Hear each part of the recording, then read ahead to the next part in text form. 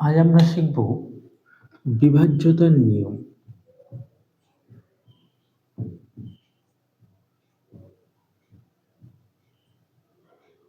বিভাজ্যতা মানে কি? ভাগ, অর্থাৎ ভাগের নিয়ম। বিভিন্ন সংখ্যা দিয়ে ভাগ করতে বলে।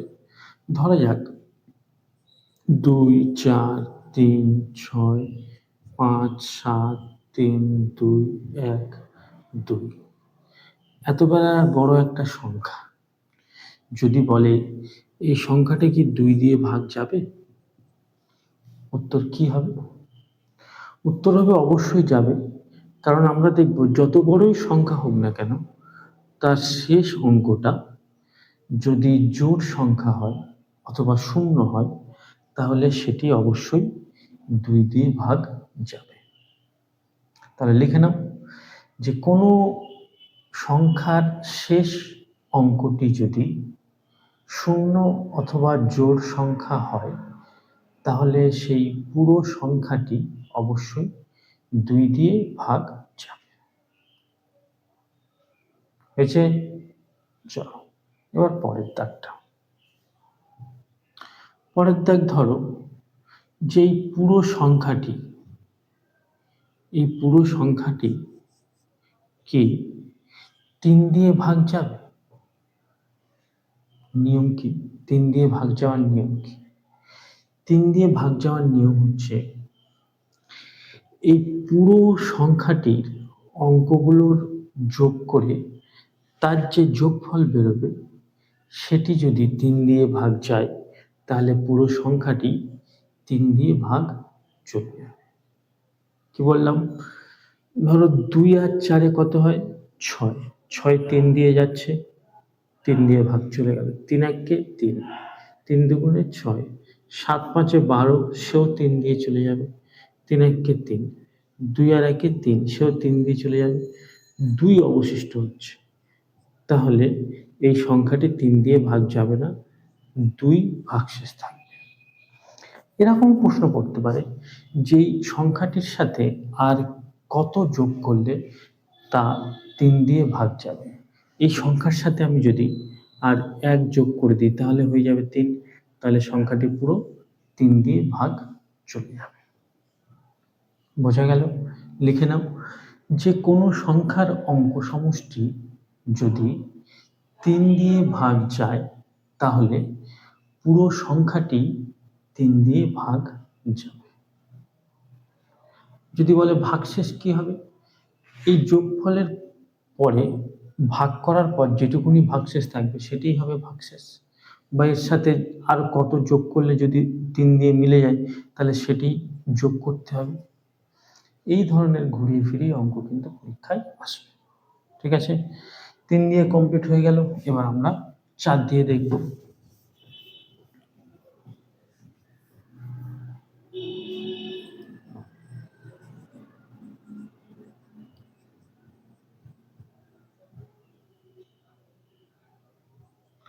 বলছে এই পুরো সংখ্যাটি কি 4 দিয়ে ভাগ যাবে? 4 দিয়ে ভাগের নিয়ম কি? 4 দিয়ে ভাগের নিয়ম হচ্ছে, দেখা যাচ্ছে তো ঠিকঠাক? হ্যাঁ, দেখা যাচ্ছে। 4 দিয়ে ভাগের নিয়ম কি? 4 দিয়ে ভাগের নিয়ম হচ্ছে কোনো সংখ্যার শেষ দুটো ডিজিট, মানে শেষ দুটো অঙ্ক যদি 4 দিয়ে ভাগ যায়, তাহলে পুরো সংখ্যাটি 4 দিয়ে ভাগ চলে যাবে। তাহলে এই পুরো সংখ্যার ক্ষেত্রে পুরো সংখ্যা আমার দেখার দরকার নেই, আমি শুধু দেখব শেষ দুটো ডিজিট। এই শেষ দুটো ডিজিট যদি 4 দিয়ে ভাগ যায়, তাহলে কিন্তু পুরো সংখ্যাটি 4 দিয়ে ভাগ যাবে। দেখো 4 3 4 12, তাহলে ভাগ যাচ্ছে, অতএব পুরো সংখ্যাটি 4 দিয়ে ভাগ যাবে। এবার লিখে নাও যে কোনো সংখ্যার শেষ দুটি অঙ্ক যদি, বা শেষ দুটি অঙ্ক মিলিয়ে যে সংখ্যাটা হচ্ছে, সেই সংখ্যাটা যদি 4 দিয়ে ভাগ যায়, তাহলে পুরো সংখ্যাটি 4 দিয়ে ভাগ চলে যাবে। হলো? এবার 5 দিয়ে দেখব।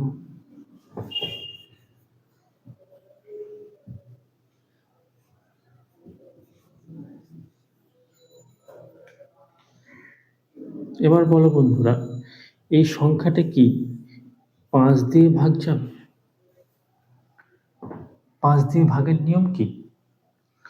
5 দিয়ে ভাগের নিয়ম হচ্ছে যে কোনো সংখ্যার শেষ অঙ্কটা, শেষ অঙ্কটা যদি 5 অথবা 0 থাকে তাহলে পুরো সংখ্যাটি 5 দিয়ে ভাগ যাবে। তাহলে 5 দিয়ে ভাগের নিয়ম হচ্ছে কি, কোনো সংখ্যার শেষ অঙ্ক যদি 0 অথবা 5 থাকে তাহলে পুরো সংখ্যাটি 5 দিয়ে ভাগ চলে যাবে। হলো?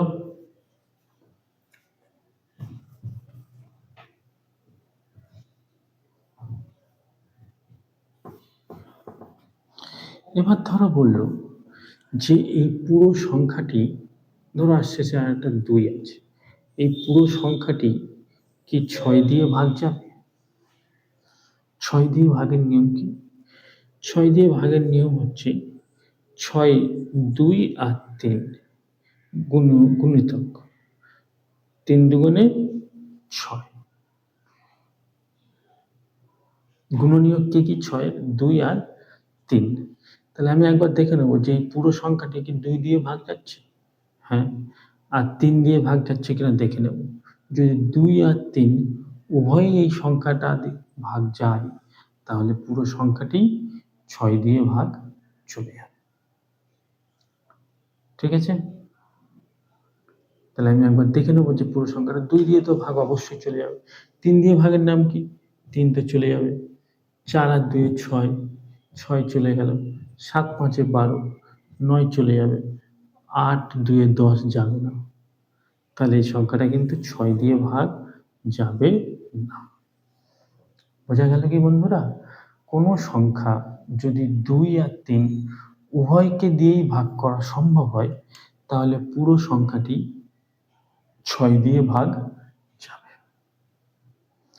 তো এই ছিল আজকের ভিডিও।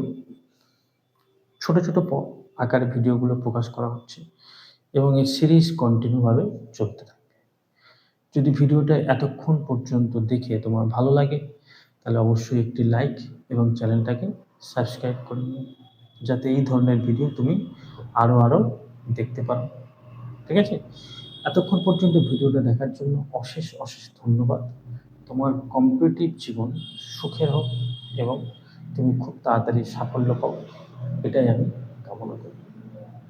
ধন্যবাদ।